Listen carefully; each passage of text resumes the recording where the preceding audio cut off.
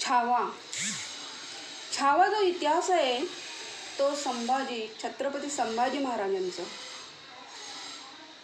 पूर्ण लहानपण आणि छत्रपती शिवाजी महाराजांचं पण आहे त्याच्यामध्ये.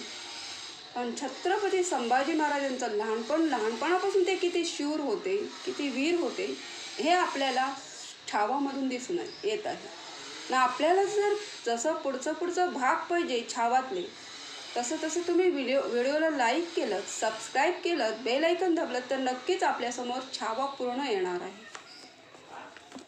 बघा, चित्रपट जो असतो तो फक्त 3 तासाचा असतो आणि जो छावा आहे हे पूर्ण लाईव्ह, म्हणजे त्याची जेवढे हे आहेत व्हिडिओज येतील तेवढे ते तुम्हाला समजून जातील. पूर्ण त्याचा इतिहास, कोणाचा इतिहास तर छत्रपती संभाजी महाराजांचं संपूर्ण इतिहास या छावामध्ये दिसून येईल. नक्कीच आपण या व्हिडिओला लाईक करा, सबस्क्राईब करा, बेल आयकॉन दाबायला विसरू नका.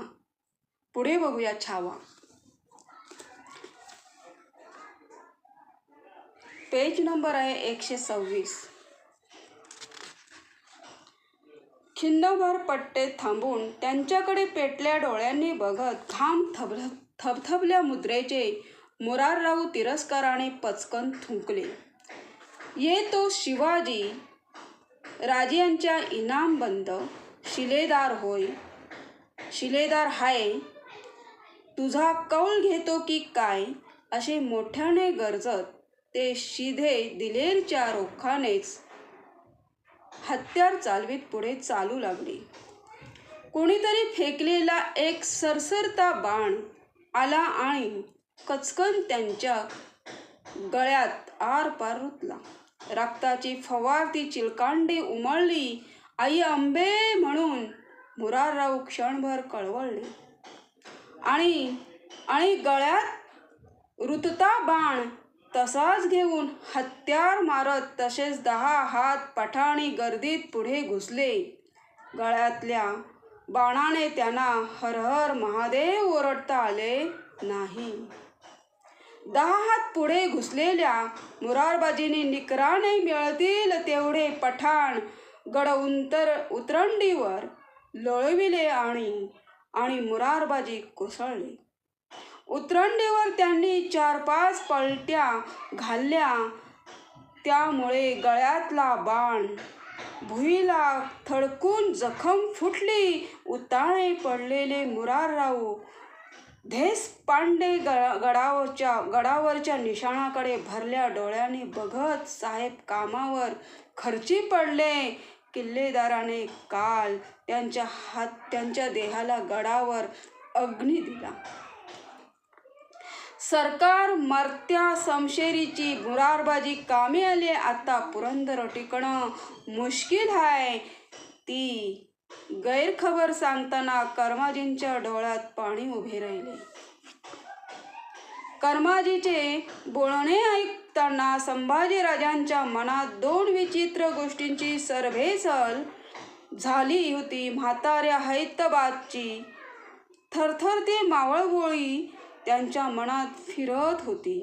राजा, तू तर जगदंबेच्या दंडातला ताईस ताईत. आणि त्यांच्या डोळ्यांसमोर मात्र उभे होते ते गळ्यात रुतला बाण घेऊन पट्टे चालवीत पुढे जाणारे, तुझा कौल घेतो की काय म्हणणारे रक्ताळलेले मुरारराव. रघुनाथपंत कोरड्यांची पालखी राजगडाच्या पाली दरवाजातून बाहेर पडली. त्यांच्या हातात राजांनी मिर्झा राजाला दिलेली संपूर्ण शरणागतीचा खलिता असलेली लाल फासबंदीची थैली होती. पालखीला संरक्षण देत 10 हत्यारबंद धारकरी मिर्झांच्या गोटाकडे चालले. पंत हेजीब म्हणून राजांचा निर्वाणीचा खलिता घेऊन राजपुताच्या गोटाकडे चालले. राजे राजपुताशी शरणागतीचा सुलूक करताहेत ही बातमी वाऱ्यासारखी गडभर पसरली होती. संभाजी राजांना सुलूक म्हणजे काय तेच नीट कळेना. आपल्या महालातून ते राजांच्या महालाकडे आले. मिटला दरवाजा त्यांनी लोटला, बघितला तो बंद होता. महाराज साहेब संभाजी राजांनी साथ घातली. दरवाजा जाब देत नव्हता, देण्याच्या मनस्थितीत नव्हता. क्षणभर त्या मिटल्या दरवाजासमोर शंभूराजे घोटाळलेल्या आणि त्यांची पावले माँसाहेब पुतलाबाईंच्या महालाकडे वाळली. आपल्या कपाळावर मळल्या कुंकवाची ठसठशीत 2 आडवी बोटं दर्पणात बघून रेखून घेतलेल्या पुतळाबाई कुणबिळीने समोर धरलेल्या पोसाला ती बोटे पुसत होत्या. महालात येताच मुजरा करून संभाजीराजे पुतळाबाईंच्या जवळ आले. त्यांच्या ताज्या ओळ्या कुंकवाकडे बघत त्यांनी विचारले, आऊसाहेब सुलूक म्हणजे काय? का करायचा तो? कोणाशी करायचा? तुम्ही केला आहे कोणाशी सुलूक? त्यांचे प्रश्न ऐकून पुतळाबाईंची चर्या गडावरच्या त्या ताणलेल्या अवस्थेतही आरक्त झाली. त्यांना म्हणावेसे वाटले, आम्ही केला आहे जन्मोजन्मीचा सुलूक. आमच्या कपाळीच्या कुंकवाशी आंबेनं तो निभावण्याची ताकद आम्हास द्यावी. पण त्या तसे काहीच बोलू शकल्या नाहीत. म्हणाल्या, सुख म्हणजे तहकोंडीत फसल्या गेल्या माणसाची शरणागत. त्या शंभूराजांचे समाधान करून बघत होत्या. बाळराजे त्यांच्या ओळ्या कुंकुपट्ट्याकडे बघत होते. त्या दोघांचे प्रतिबिंब बाजूच्या दर्पणात पडले होते. तो दर्पण स्वतःलाच म्हणत होता, या धाकट्या माँसाहेब आणि बाळराजे यांचा किती जन्मांचा सुलूक आहे हे त्यांनाच माहीत नसेल. जिजाऊ साहेबांना सोबत म्हणून कोंढाण्यावर पोहोचते करून आलेल्या सोयराबाई आपल्या महालात होत्या. त्यांच्या कानावर मात्र यातले अजून काहीच आले नव्हते.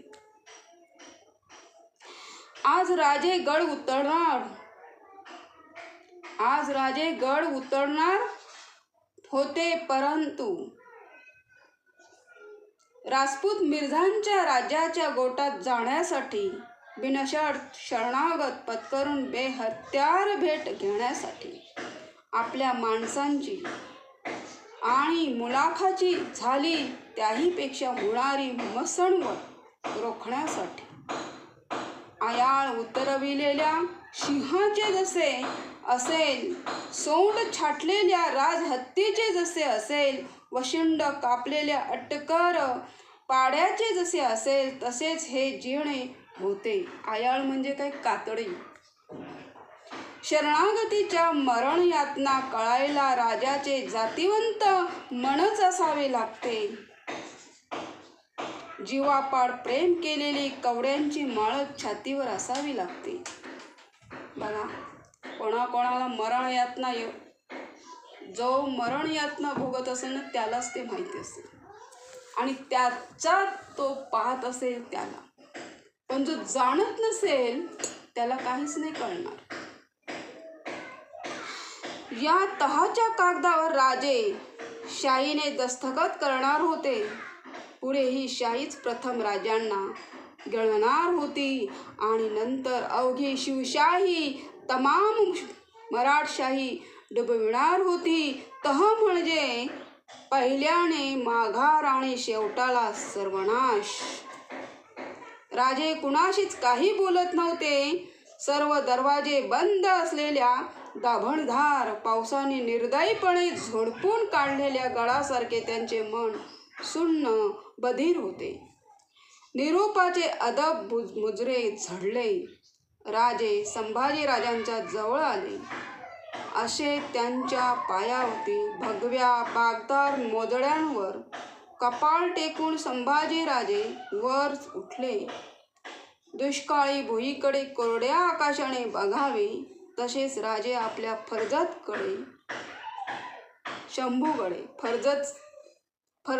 शंभूकडे बघत होते. सईबाईचा सावळा चेहरा राजांच्या डोळ्यासमोर तरळू लागला. तो बोलत होता, आमचे शंभूबाळ एकला जीव. स्वारींच्या पदरी घातला.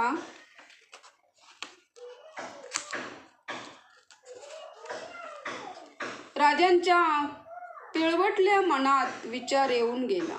म्हणजे जे सईबाई बोललेले होते अगोदर ते शब्द राजांच्या समोर दिसत होते. सईबाई, तुम्ही तुमचा एकला जीव आमच्या पदरी घातलात मोठ्या भरोशानं, आणि आज आम्हीच आमचा आणि आमच्या साऱ्या मावळ माणसांचा जीव राजपुतांच्या शेळ्यात टाकायला चाललो आहोत. सई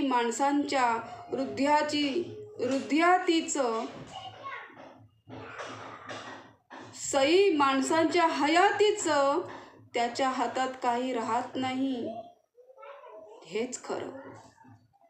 काही न बोलता राजांनी शंभूराजांच्या खांद्यावर आपला तळहात ठेवला. स्वतःलाच जडशीळ वाटणारा तो तळहात दोनदा त्यांच्या खांद्यावर कसनुसा थोपटला. राजे पालखीत बसले. डावी उजवी हेळ खात पालखी वर उठली.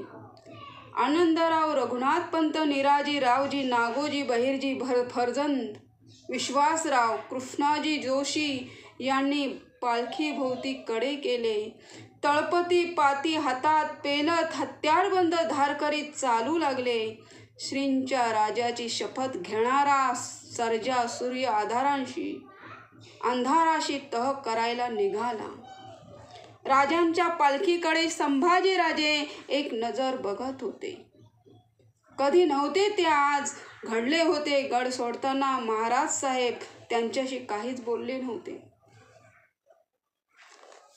एनी टाइम संभाजी महाराजांना जवळ घेत होते, कुरवाळत होते, पण त्यावेळेस त्यांनी काहीच असं केलं नव्हतं. पालखी दूर जात होती. संभाजीराजांना महाबळेश्वरावर सूर्यग्रहणाच्या दिवशी राजांनी कृष्णाकाठी सांगितलेले बोल आठवत होते. राहू केतू हे सूर्याच्याच भावकीतले पापग्रह त्यांच्या धावणीची वाट रोखून धरतात. त्यांची चाल दौड मुश्किल करून सोडतात. बाळराजे सूर्यासी ग्रास पडतो. बघा, राहू केतू भावकीचेच. लक्षात ठेवा, आपल्या भावकीमध्ये राहू केतू असतात. का? अडचण निर्माण करायला. एवढं पण लक्षात ठेवा. बघा शिवाजी महाराजांचं कसे शब्द आहेत, किती सुंदर आहेत. राहू केतू कोण? भावकीमधलेच. बघा, एक ग्रहांमधलेच ना राहू केतू. त्यांना पण देव म्हणून निर्माण केलं त्या विष्णू देवतेने, पण ते देवांसारखे राहिले नाही. सूर्यदेव त्याला गिळायला निघाले.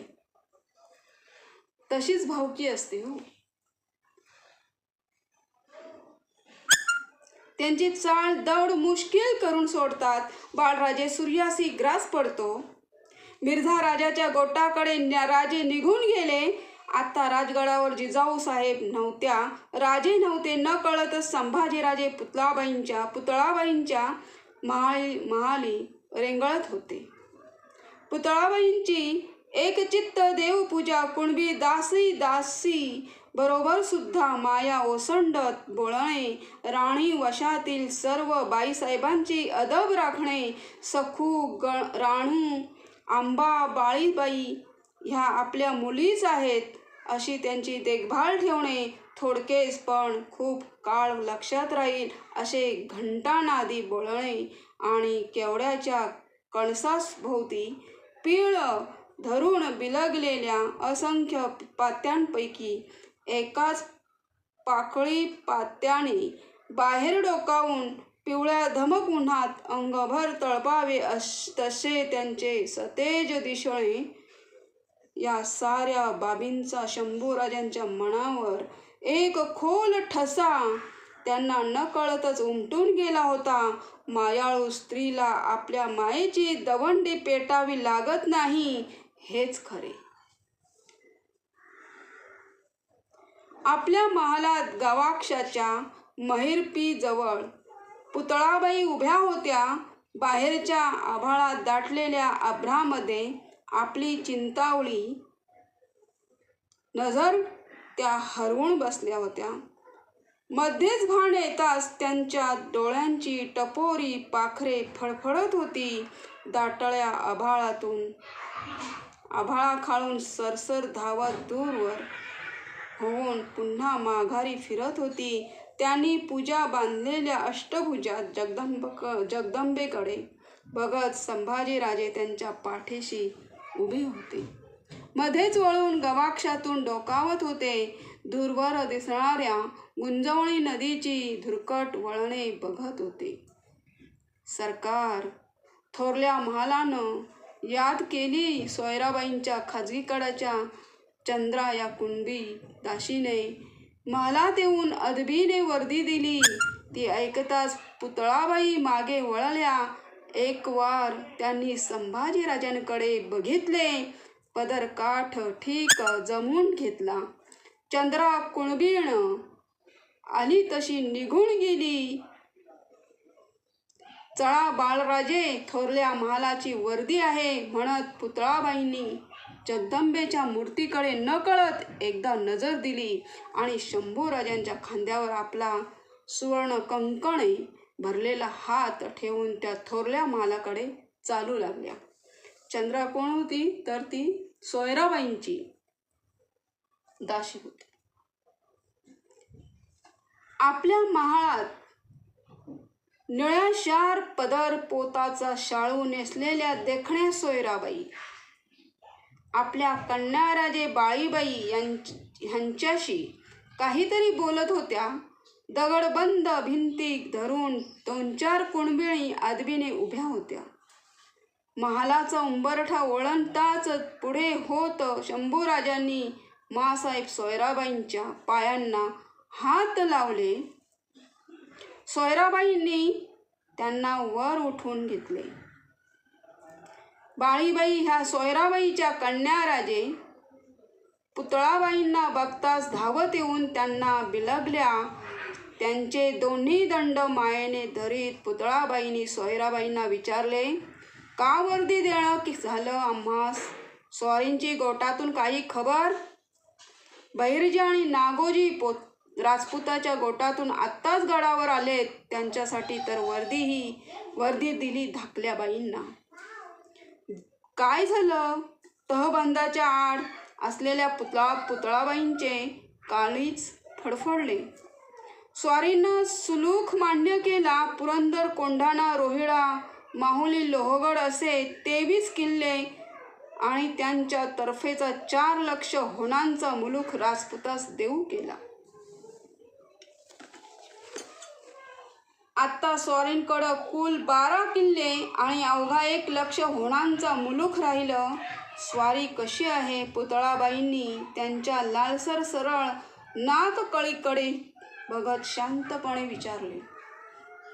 ठीक आहे. उद्या कोंढाणा राजपुतांच्या माणसांच्या हवाली करून स्वारी माँसाहेबांच्या गडावर माँसाहेबांच्या सह गडावर येत आहेत. सोयराबाई तुटक बोलल्या. त्यांच्या बिब्बेवाणाच्या काळ्याशार डोळ्यात कसली तरी चिंता तरळत होती. ती गडकिल्ल्याची होती की राजांची ते कळत नव्हते.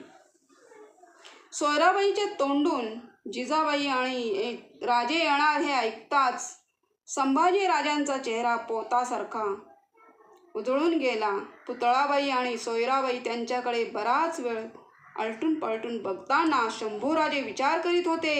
ह्या दोन्ही माँसाहेब उजळ आहेत, पण मग एवढा फरक का वाटतो यांच्यात?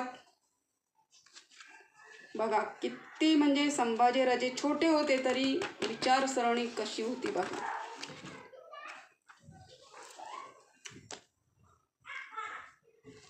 त्या दोघी माँसाहेबांचे बोलणे थांबलेले बघून शंभूराजांनी सोयराबाईंना विचारले, माँसाहेब तुम्ही केलं आहे कधी कोणाशी सुलूक? त्या प्रश्नाने पुतळाबाई चमकल्या. शंभूराजांकडे बघतच राहिल्या. सोयराबाईंचे बिब्बेवाणाचे काळशार डोळे कसल्या तरी विचित्र तेजाने उजळल्यासारखे झाले. नाकाचा लालसर शेंडा थोडासा अधिक लालावला. त्या पटकन बोलून गेल्या, नाही, सुलूक आम्हास कधीच पसंत नाही, पसंत नव्हता. आता सॉरीनच ते मान्य केल्यावर इलाज कोणाचा. बघा, सुलूक या शब्दावर शंभू राजांना किती प्रश्न पडला. आणि सुलूक म्हणजे काय हे माहीत नव्हतं. म्हणजे सगळं प्रदर्शन म्हणजे पूर्ण आत्मसात म्हणजे देणं, जे त्यांनी समोरच्या व्यक्तीने मागितलं तेवढं देणं.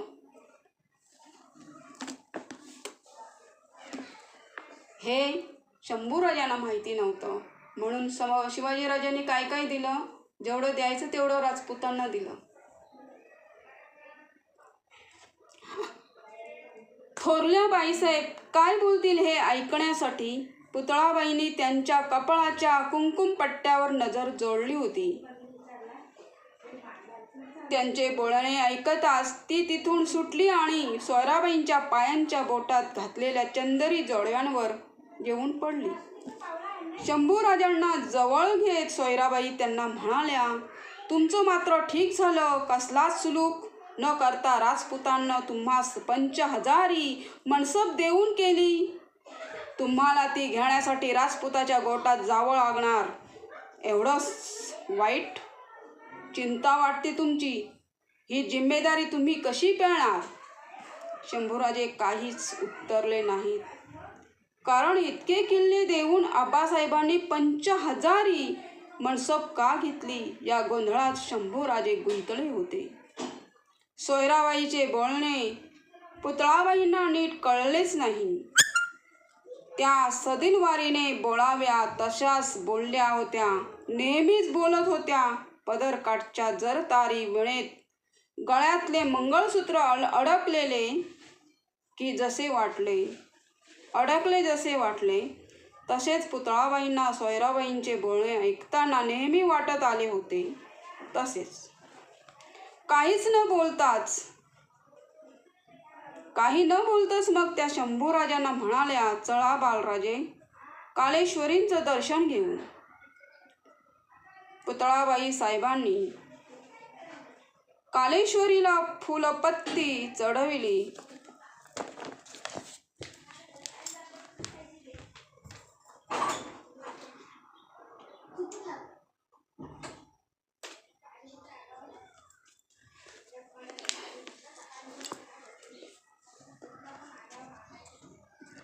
तिच्या रुद्रमंगळ रूपाकडे क्षणभर बघून डोळे मिटून हात जोडले.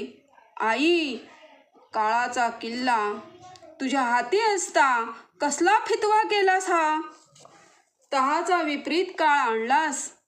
बालराजांना 5,000 सदारकीचं दान देववलास. मनोमन असे म्हणताना पुतळाबाईंचे जोडलेले हात थरथरले. कपाळीच्या कुंकवाचा जोडपट्टा आक्रसला. काळेश्वरीचे दर्शन घेऊन पुतळाबाई आणि शंभूराजे परतले. दिवस मावळतीला कलाटणी घेत होता. कऱ्हे पठारावर पुरंदरच्या पायथ्याशी मिर्झा राजाचा केशरी रंगाचा आलिशान राजपुती शामियाना उभा होता. त्याच्या झालरी दान कनाती वाऱ्याने फडफडत होते. समोर तोफा माऱ्याने कालवणलेला पुरंदर खडा होता. राजपुताच्या सामियानात हिंदुस्थानी तलम नकसदार गलिच्यांची बैठक अंथरली होती. जरीबतूच्या झगझगीत खोली घातलेली लोड मांडले होते. सोनेरी वेलबुट्टी एक उंच हुक्का नक्षीदार चौरंगावर ठेवला होता.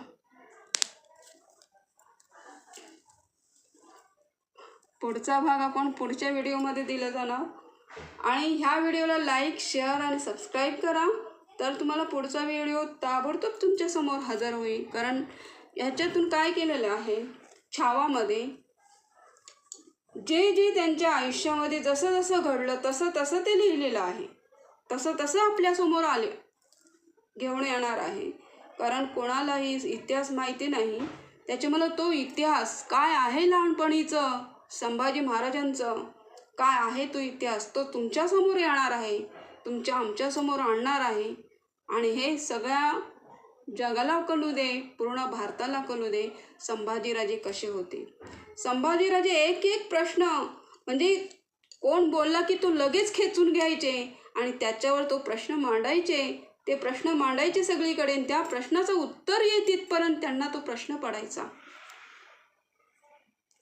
म्हणजे एवढ्या लहानपणी 5-6 वर्षाचे ते असतील, जास्त वय नव्हतं त्यांना, आणि त्या वयात त्यांना ते तेवढे प्रश्न पडले. बघा काय त्यांचं म्हणजे कुठला अवतार असेल शंभूराजांचं. प्रत्यक्षात बघावं तर महादेवांचंच अवतार शंभूराजे होते आणि शिवाजी महाराज हे श्रीकृष्णांचा अवतार होते. बघा पिता पुत्र किती बल असेल त्यांच्या ह्याच्यात. देवतेचा जो अवतार आहे न खरंच कधी म्हणजे हरले नाही. म्हणजे छत्रपती संभाजी महाराज यांनी एवढ्या लढाया जिंकल्या 30 वर्षामध्ये. 30 वर्षामध्ये आपलं काहीच होत नाही. आत्ताची मुलं जर 30 वर्षात बघितलेस तर त्या अद्यापपर्यंत ती पोरं बांगडायला जातात, खेळायला जातात. त्यांना काही कळत नाही. पण संभाजी महाराज हे लहानपणापासून कसे होते हे आमच्यासमोर येऊ द्या, त्यांचा इतिहास येऊ द्या. कसं आतून कसे प्रश्न मांडायचे आणि आपल्या मुलांना काहीच कळत नाही. किती फरक आहे ना राजांचं, संभाजीराजांचं ना आपल्या मुलामध्ये खूपच. म्हणतात ना छत्रपती शिवाजी महाराज न भूतो न भविष्यती, तसंच छत्रपती संभाजी महाराज पण न भूतो न भविष्यती. तर नक्की आपल्याला छावा हा पूर्णपणे तुमच्या समोर येणार आहे. तुम्ही फक्त सबस्क्राईब, लाईक आणि शेअर फॉरवर्ड करा आणि बेल आयकन दाबायला विसरू नका. जय हिंद, जय महाराष्ट्र, जय भारत, वंदे मातरम, भारत माता की जय. जय हिंद.